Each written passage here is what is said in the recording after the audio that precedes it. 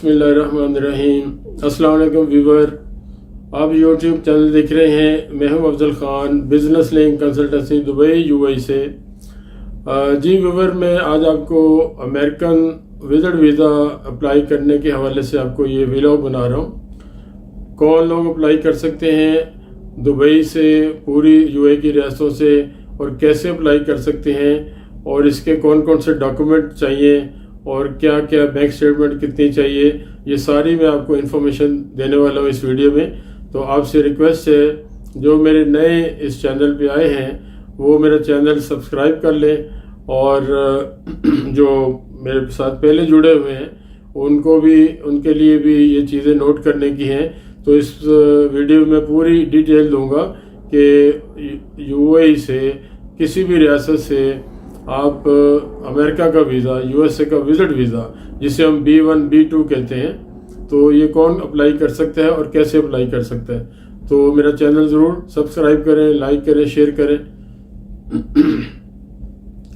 जी viewer, आप UAE में किसी भी रियासत में हैं, आप दुबई में हैं, आप अबू धाबी में हैं, आप शारजा में हैं, आप अजमान में हैं, रास अल खैमा में हैं, उम्मुल कुवैन में हैं, जहाँ भी है यूएई से, जो भी यहाँ पे रेजिडेंट है, कोई विजिट वीज़े पे, बहुत सारे लोग मुझे सवाल करते हैं जी मैं विजिट वीज़े पे आया हूँ। तो आप जो मेरे व्यूवर हैं, ये बिल्कुल एक सिक्के बंद 100% बात आप नोट कर लें। ये आजकल के दौर में, पहले ज़माने में था इस तरह कि एक कंट्री में बंदा विजिट वीज़े पे आया है और वहाँ रहते हुए वो अगली कंट्री के लिए विजिट वीज़ा अप्लाई कर रहे हैं, लेकिन आज ऐसा नहीं है। यूएई में कोई भी बंदा विजिट वीज़े पे आया हो वो अप्लाई किसी और कंट्री के लिए नहीं कर सकता। तो यहाँ जो यूएसए की बात हम कर रहे हैं, यूएसए के लिए जो विजिट वीज़ा यूएसए का अप्लाई करना चाहे वो यहाँ का रेजिडेंट होना ज़रूरी है। खा वो पाकिस्तानी है, खा वो इंडियन है, खा वो बांग्लादेश या श्रीलंका या किसी कंट्री से है, उसको यहाँ पे रेजिडेंट उसका वीज़ा होना ज़रूरी है। और वो रेजिडेंट वीज़ा भी, अगर वो बिजनेसमैन है तो भी उसका रेजिडेंट वीज़ा चाहिए। अगर वो किसी कंपनी में मुलाजमत कर रहा है, एम्प्लॉयमेंट वीज़ा उसके पास है, उसको भी उसका रेजिडेंट वीज़ा होना चाहिए। तो ये बात क्लियर हो गई कि विजिट वीज़ा वाला यहाँ पे अप्लाई नहीं कर सकता। और ये विजिट वीज़ा जो यूएसए का है वो किसी को भी मिले जो अप्लाई करेगा यहाँ से, तो वो नॉर्मली वो 99% 5 साल का वीज़ा देते हैं, मल्टीपल वीज़ा। और आप किसी भी, आपका प्रोफेशन है, कोई भी प्रोफेशन है, आप बिज़नेस कर रहे हैं या आप जॉब कर रहे हैं, तो आपको वीज़ा अगर मिल जाता है, जो अप्लाई करते हैं, तो वो 5 ईयर का होगा। और उसमें आप मल्टीपल वीज़ा होगा, जब मर्जी आ सकते हैं और जब मर्जी जा सकते हैं वापस। और एक एंट्री पे आप 6 महीने वहाँ पे स्टे कर सकते हैं। ये तो बेसिक प्रिंसिपल मैंने आपको बता दिया। अब आ जाए कि आप इसमें कौन कौन अप्लाई कर सकता है। तो जहाँ पे मैं पहले बात करूँगा कि अच्छे प्रोफेशन का वीज़ा होना चाहिए। अब सपोज कोई लेबर है, कोई ड्राइवर है, कोई छोटी उसका प्रोफेशन है, तो किसी कानून, किसी किताब में, किसी कायदे में, किसी प्रिंसिपल में ये कहीं नहीं लिखा पूरी वर्ल्ड में कि एक मजदूर आदमी है, एक लेबर आदमी है, उसका दिल नहीं चाहता यूएसए जाना या कनाडा जाना या किसी अच्छे मुल्क में, अप्लाई वो कर सकता है, कानूनी तौर पे अप्लाई कर सकता है। उसको कोई रोक नहीं है, कोई टोक नहीं है, कोई बैन नहीं है। लेकिन हम बात कर रहे हैं कॉमन सेंस की, तो कॉमन सेंस ये कहती है अगर वो लेबर है तो उसकी बैंक स्टेटमेंट उसके पास नहीं होगी, उसके पास बैंक अकाउंट भी नहीं होगा, और उसके पास बाकी लवाजमत नहीं होंगे। तो इसलिए मुझे जो कोई कॉल करता है, कोई छोटी क्लास जैसे लेबर है, कोई टेक्नीशियन छोटा प्रोफेशन वाला है, तो मैं उसे कहता हूँ आप ना अप्लाई करें, आपका चांस बहुत कम है। उसके बावजूद, ये बात करने के बावजूद वो कहे जी मैंने किस्मत आजमानी है, तो हम फिर मना नहीं करते। मैं अपने ज़मीर के मुताबिक मैं उसे बता देता हूँ कि आपका चांस कम है। उसके बावजूद भी वो कहे करना है तो ठीक है, ओके करें। और कुछ ऐसे मेरे ज़ाती मुशाहिदे में, मेरे एक्सपीरियंस में ऐसे कुछ हैं छोटे प्रोफेशन के जिनको वीज़ा मिल गया, वो गुड लक है। तो ये यूएसए के वीज़ा के हवाले से हम बात कर रहे हैं। और अच्छा प्रोफेशन होना चाहिए, और इसके लिए बेसिक रिक्वायरमेंट जो है, आपको जो यूएई में जॉब कर रहे हैं या यूएई में उसका अपना बिजनेस है, उसका पासपोर्ट जो है ना 6 महीने से ज़्यादा वैलिड होना चाहिए। वो किसी भी कंट्री का है बंदा, उसका पासपोर्ट 6 महीने से ज़्यादा वैलिड होना चाहिए। उसके बाद सेकंड आ जाए, ये बेसिक रिक्वायरमेंट बता रहा हूँ। सेकंड आ जाए अब उसका जो रेजिडेंट वीज़ा है, खा वो पार्टनर का वीज़ा है, खा वो मैनेजर का वीज़ा है, अकाउंटेंट का वीज़ा है, कोई भी प्रोफेशन है, और उसका वीज़ा भी जो रेजिडेंट वीज़ा जिसे हम कहेंगे वो भी 6 महीने से ज़्यादा वैलिड होना चाहिए। और इसी के साथ जुड़ा हुआ है एमिरेट आईडी, वो भी 6 महीने से ज़्यादा वैलिड होना चाहिए। ये बेसिक रिक्वायरमेंट है। इसके बाद आपकी बैंक अकाउंट स्टेटमेंट लाजिम रिक्वायर्ड है। बैंक अकाउंट स्टेटमेंट के बिना ये वीज़ा यूएसए का नहीं, खाली किसी भी कंट्री का अप्लाई हो ही नहीं सकता। तो मैं आपको अपने तरीके से, आपने मेरी और वीडियो भी देखी होगी, सुनी होगी, मैं इस आसान जुबान में समझाता हूँ कि किसी को भी ऐसी को मुश्किल ना हो समझने के लिए। तो बैंक अकाउंट स्टेटमेंट जो है ना वो बहुत ज़रूरी है, उसके बगैर कोई वीज़ा अप्लाई नहीं कर सकता। उससे आगे आ जाए, उससे आगे अगर आप अपनी कंपनी के मालिक हो, ऑनर हो, या आप किसी कंपनी में जॉब करते हैं, एनओसी नो ऑब्जेक्शन सर्टिफिकेट ये भी लाजम चाहिए कंपनी के लेटर हेड पे। अच्छा, अगर पार्टनर है तो पार्टनर कहते हैं जी मैं तो मालिक हूँ, मुझे नहीं चाहिए, उसको भी चाहिए। वो उसको कोई भी लेटर हेड पे लिख के अपने अकाउंटेंट से साइन करवा सकता है, अपने मैनेजर से साइन करवा सकता है, वो चाहिए। और ऑनर के लिए जो कंपनी का ऑनर है उसको बैंक अकाउंट के बाद जो उसको एनओसी देना है, और लाइसेंस के जो डॉक्यूमेंट्स हैं, लाइसेंस जो है वो देना है। उसके बाद उसका जो टेनेंसी एग्रीमेंट है कंपनी ऑफिस का, वो देना है। अगर घर का भी साथ हो जाए तो वो भी देंगे, तो और केस स्ट्रांग हो जाएगा। अब बैंक अकाउंट स्टेटमेंट, सपोज एक बंदा, एक इंडिविजुअल अप्लाई कर रखा, वो मालिक है कंपनी का, खा वो कोई एम्प्लॉयमेंट वीज़ा है, तो 30 से 40 हज़ार की एंडिंग बैलेंस वाली स्टेटमेंट रिक्वायर्ड है यूएसए के लिए। 30,000 मिनिमम और 40,000, 30, 40,000, 50,000 की स्टेटमेंट एंडिंग बैलेंस। एक तो आपको 6 महीने की स्टेटमेंट देनी है, उसमें जो आपकी ट्रांजैक्शन होगी, अगर आप जॉब कर रहे हैं तो आपके साथ जो आपकी सैलरी है 5 है, 10 है, 8 है, वही आएगी ना। उसके बाद लेकिन सेविंग भी कुछ होनी चाहिए। तो एंड पे आके आपके जिस दिन आप स्टेटमेंट निकाल रहे हो, 2 दिन 4 दिन पहले 6 महीने पीछे से निकाल ली।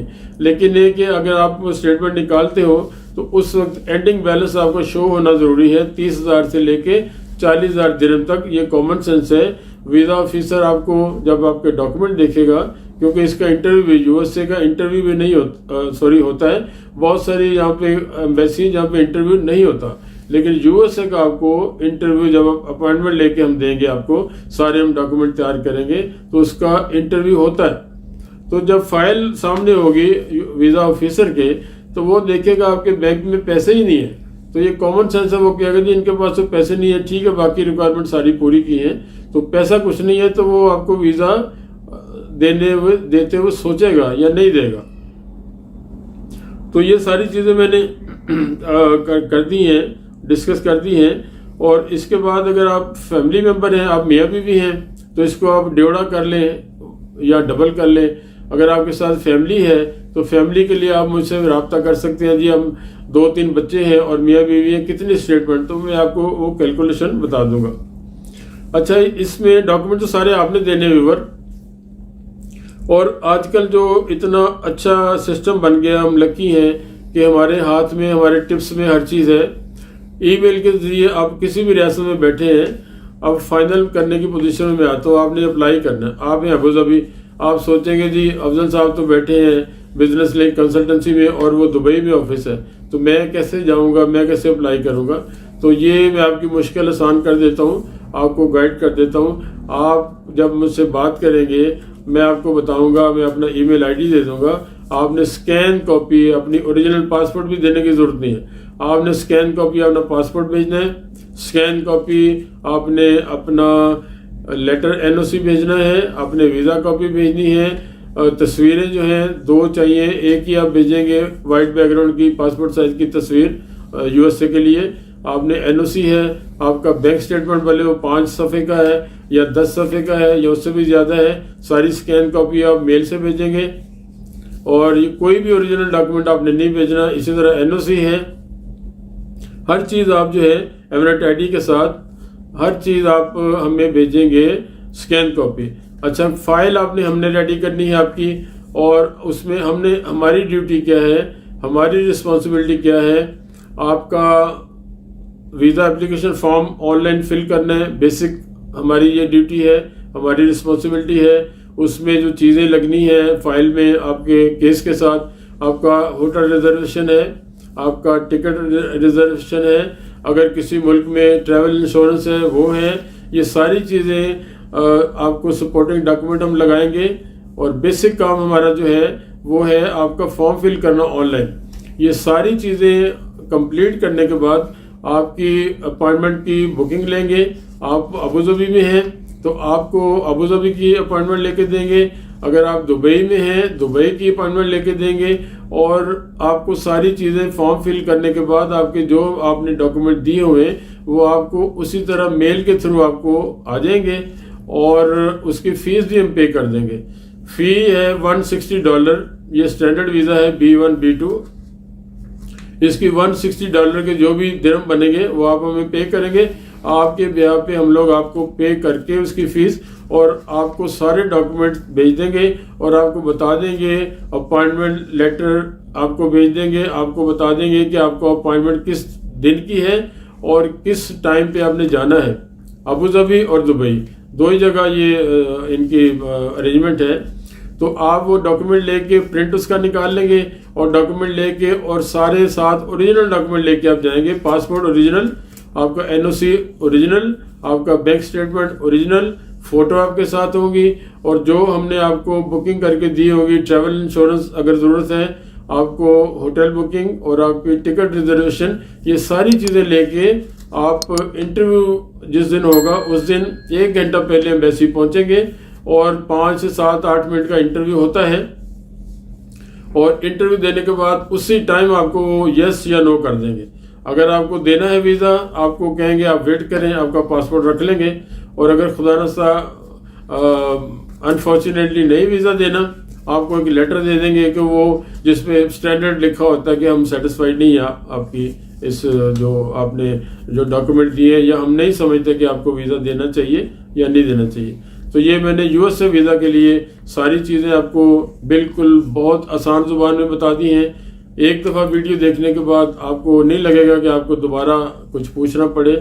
फिर भी मेरा डिस्क्रिप्शन में नंबर लिखा है, आप मुझे कॉल कर सकते हैं, व्हाट्सअप कर सकते हैं, मैसेज कर सकते हैं, मैं आपको ज़रूर आंसर करूंगा। और इसके टोटल जो चार्जेस होंगे जो हम आपसे रिसीव करेंगे 1000 दिरहम, 1000 दिरहम। इसके अंदर आपकी वीज़ा फ़ीस भी शामिल है, इसके अंदर आपके अपॉइंटमेंट भी शामिल है, इसके अंदर आपका जो हमने आपका केस तैयार करना, सारा फॉर्म फिल करना है वो सब शामिल है। आपका इसमें होटल रिजर्वेशन शामिल है। ये रिजर्वेशन होगी वीज़ा पर्पज़ के लिए, और ये आपने समझिए कि वीज़ा लगने के बाद आप होटल में रहेंगे, तो वो नहीं है। मैं क्लियर कर रहा हूँ कि कोई कन्फ्यूजन नहीं होनी चाहिए। तो होटल की रिजर्वेशन शामिल होगी वीज़ा पर्पज़ के लिए। इसी तरह एयर टिकट रिजर्वेशन होगी वीज़ा पर्पज़ के लिए, और वो ऑनलाइन होती है, कंफर्म कर सकती है एम्बेसी। और वो भी आप जब वीज़ा लग जाएगा वो टिकट परचेज कर लें, कहीं से भी परचेज कर सकते हैं। और ये होटल की रिजर्वेशन और जो भी डॉक्यूमेंट तैयार करके आपको भेज देंगे, आप जाके इंटरव्यू देंगे। और ये सारी चीज़ें जो भी मैंने डिस्कस की हैं, और इसमें फ़ीस शामिल है, अपॉइंटमेंट है, हमारे सर्विस चार्जेस है नॉमिनल, तो ये सारी चीज़ें नॉन रिफंडेबल है। ये सारी चीज़ें मैं इसलिए डिस्कस कर रहा हूँ कि कल को कोई कन्फ्यूजन ना हो। हम सालों से मोर देन 20 ईयर से ये काम कर रहे हैं, इस फील्ड में हमारा 20 ईयर का एक्सपीरियंस है।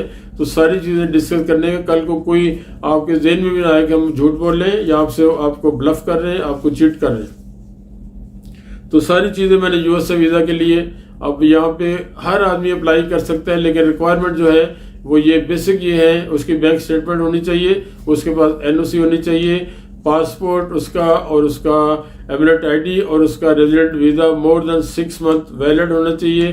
तो इस तरह के हर लोग जो हैं, जो भी इस क्राइटेरिया में आते हैं वो अप्लाई कर सकते हैं। अप्लाई करने के लिए वीडियो देखने के बाद मुझसे आप रब्ता करें। आपका अबू धाबी में है, आप दुबई में है, कहीं भी शारजा में है, किसी रियासत में है, आपको आपका केस तैयार करके आपको वापस ईमेल कर दिया जाएगा। और जहां भी आपकी अपॉइंटमेंट होगी, अपॉइंटमेंट वाले दिन आप इंटरव्यू के लिए चले जाएंगे। तो आप उम्मीद है आप सारी चीज़ें समझ जाएंगे। मैंने बड़ी आसान जुबान में आपको समझाया है। फिर भी कुछ बात हो, पूछना हो, आप मुझे कॉल कर सकते हैं। टिल द नेक्स्ट वीडियो, अस्सलाम वालेकुम, खुदा हाफिज़।